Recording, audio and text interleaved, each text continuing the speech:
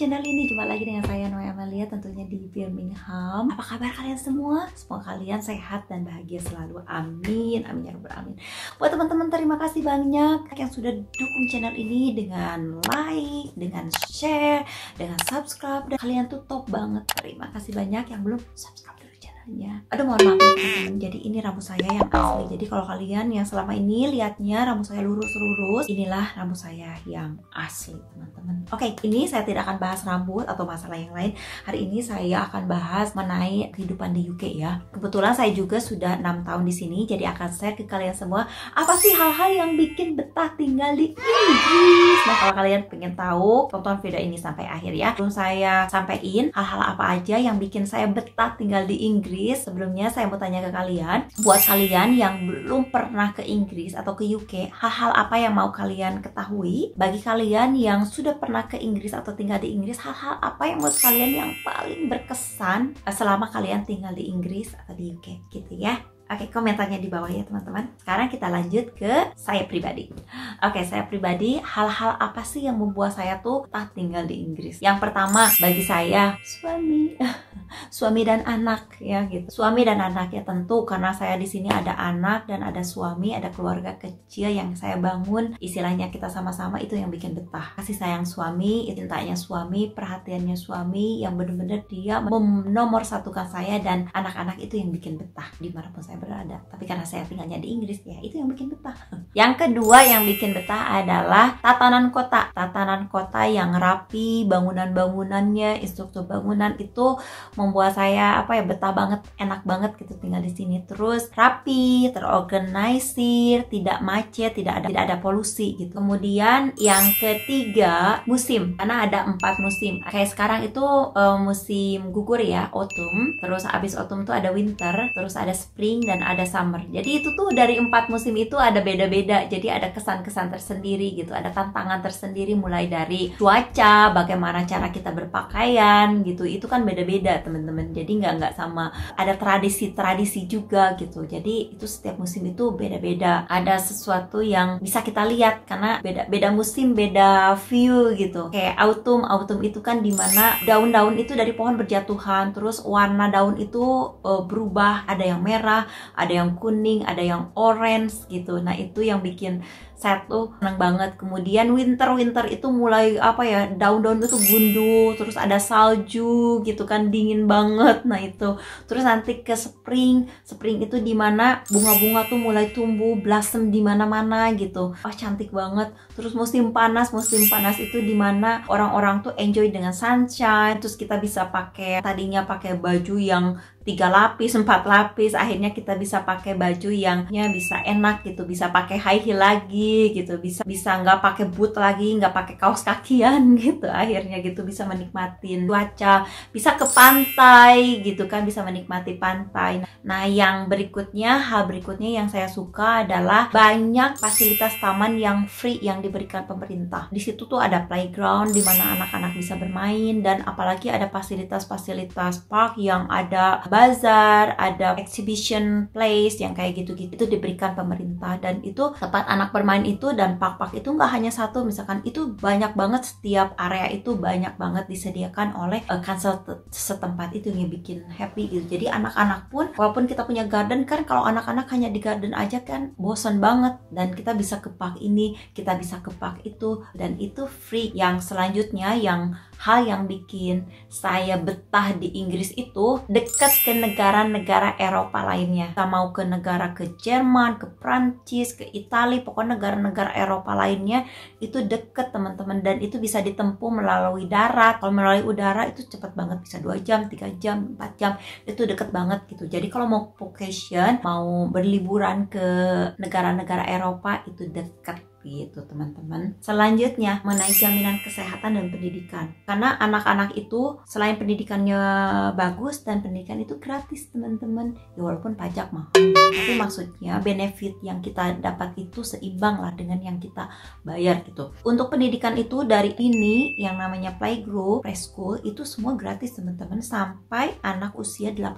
tahun itu semua free. Dan anak-anak itu dikasih free juga makanan lunch box sampai kelas year 2, kalau di Indonesia sampai SD kelas 3 lah gitu.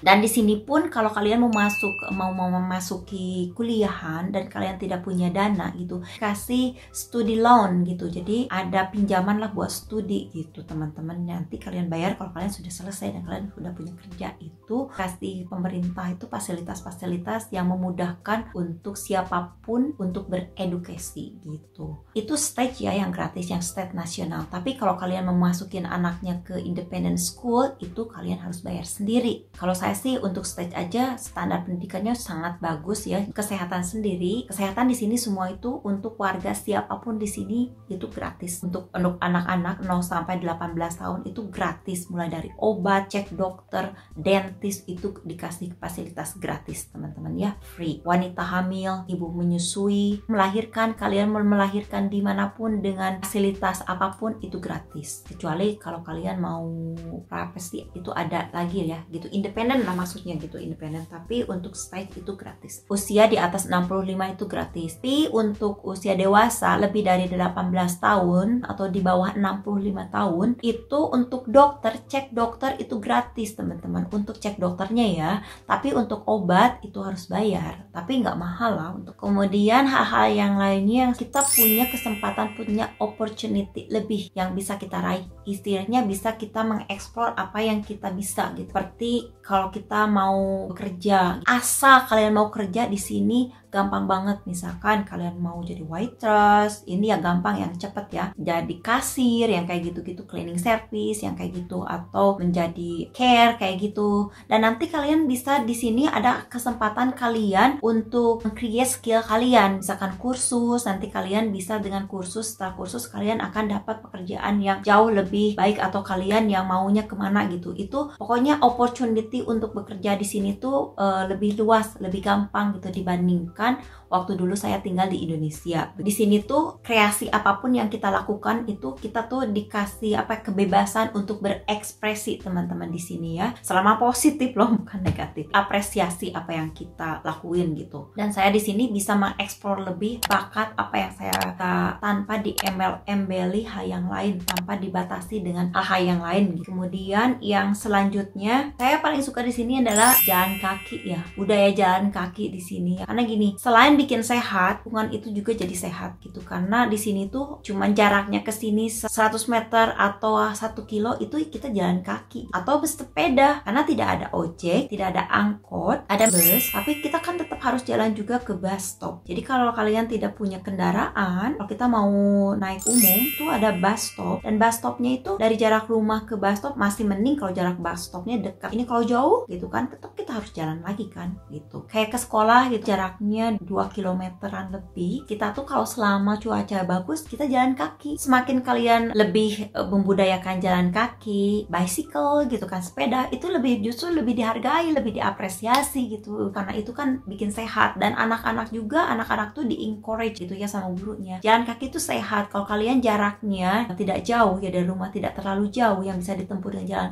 kaki lah selama cuaca masih bagus begitu teman-teman. Jadi senang banget. Anak-anak juga senang kalau misalkan jalan kaki, jadi kita bisa ketemu orang, bisa ngobrol, kita bisa quality time dengan anak gitu. Dengan jalan kaki saya pribadi banyak sekali benefitnya terhadap diri saya pribadi. Saya jadi lebih sehat, dan saya juga bisa quality time, lebih bisa ngobrol banyak dengan anak-anak. Mobil yang jarak tempuhnya, mobil ke sekolah itu cuma 5 menit, nggak nyampe 5 menit, 3 menit nyampe. Nah kalau jalan kaki itu bisa tempuh, kalau kita jalannya santai itu 30 menit. Jadi kita bisa sepanjang jalan dari sekolah ke rumah itu bisa kita ngobrol, bisa ngobrol panjang lebar tentang apapun. Kemudian yang selanjutnya yang saya suka banget di sini itu dalam berbelanja. Kalau di sini tuh cashless. Jadi di sini tuh jarang sekali pakai cash, dan saya tuh jarang sekali punya cash. Kalau di sini tuh mau shopping online, mau belanja bulanan, belanja mingguan, makanan, pakaian, kebutuhan lain tuh kita bisa dengan online, dan itu aman, dan itu cepet banget, dan itu free, gratis gitu ongkos kirim. Kayak kemarin gitu lockdown, jadi kita tuh nggak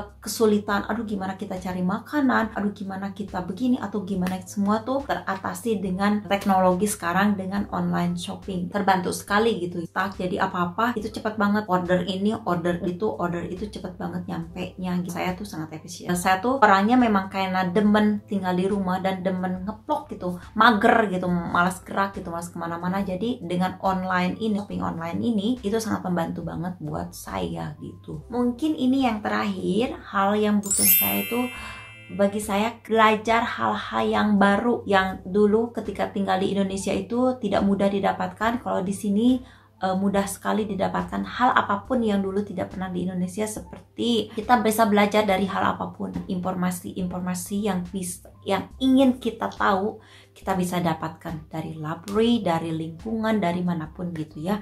Dan dari television sekalipun, itu dari news, itu banyak sekali. Dan kita tuh ada event-event pengetahuan yang bisa kita ikuti juga. Nah, itu membuat saya belajar di sini untuk mengetahui hal yang di luar itu lebih gampang, baik itu mengenai pendidikan, mengenai pengetahuan umum, atau apapun gitu, kesempatan mau kerja. Menurut saya tuh lebih gampang saya dapatkan informasi apa yang saya butuhkan ketika saya di sini ketimbang waktu saya tinggal di Indonesia.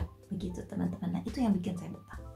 Nah, itu dia teman-teman, hal-hal yang bikin saya betah tinggal di Inggris. Nah, kalau kalian sendiri gimana? Jangan lupa nanti di kolom komentar ya teman-teman, apa aja sih yang mau kalian ketahui. Nanti akan saya jawab di sesi berikutnya ya teman-teman. Mudah-mudahan saya bisa jawab. Kalau enggak, ya saya cari googling aja, atau nanti saya tarik ke yang lain. Oke teman-teman, terima kasih. Kalau kalian suka dengan videonya, jangan lupa like-nya, lupa juga share ke teman-teman kalian, ke media sosial yang kalian punya. Dan jangan lupa subscribe dulu channelnya. Terima kasih banyak. Kita ketemu lagi di video berikutnya.